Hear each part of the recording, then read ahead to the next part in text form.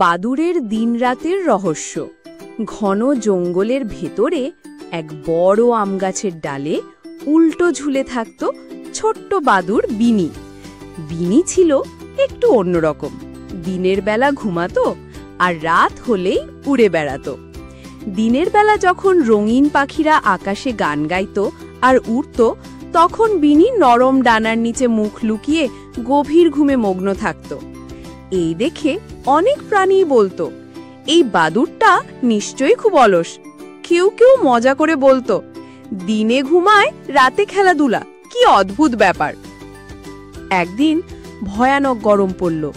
সূর্যের তাপে নদীর পানি শুকিয়ে যেতে লাগলো। হরিণ, বানর, পাখি সবাই তৃষ্ণায় কষ্ট পাচ্ছিল। দিনে যতই খোঁজ করুক, কোথাও এক ফোঁটা ঠান্ডা পানি পাওয়া যাচ্ছিল না।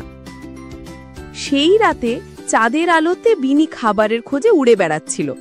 হঠাৎ দূরে জঙ্গলের এক লুকানো কোণে সে খুঁজে পেল এক ছোট্ট ঝর্ণা।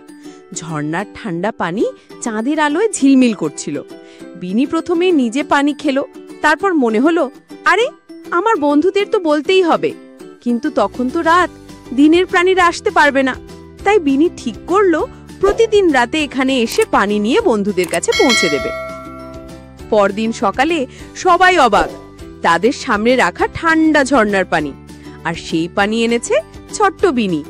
সেই থেকে বিনি প্রতি রাতে পানি এনে সবার তৃষ্ণা মেটাতে লাগলো। প্রাণীরা বুঝলো বিনি অলস নয়, সে শুধু অন্যদের চেয়ে আলাদা সময় কাজ করে। এভাবে বিনি হয়ে উঠল সবার প্রিয় বন্ধু। একদিন ছোট্ট খরগোশ এসে বলল, তুমি না থাকলে আমরা সবাই কষ্টে থাকতাম, ধন্যবাদ বিনি। বিনি হেসে বলল, আমরা সবাই আলাদা, তবুও প্রত্যেকে গুরুত্বপূর্ণ। তারার আলোয় ভরা আকাশের নিচে প্রাণীরা ঝর্ণার পাশে গান গাইল, আর চাঁদ যেন আনন্দে আরো উজ্জ্বল হয়ে উঠল। সেদিন থেকে জঙ্গলে আর কেউ কাউকে ছোট করে দেখল না, কারণ সবাই জানতো প্রতিটি জীবের নিজের মতো করে বিশেষ কিছু করার ক্ষমতা আছে।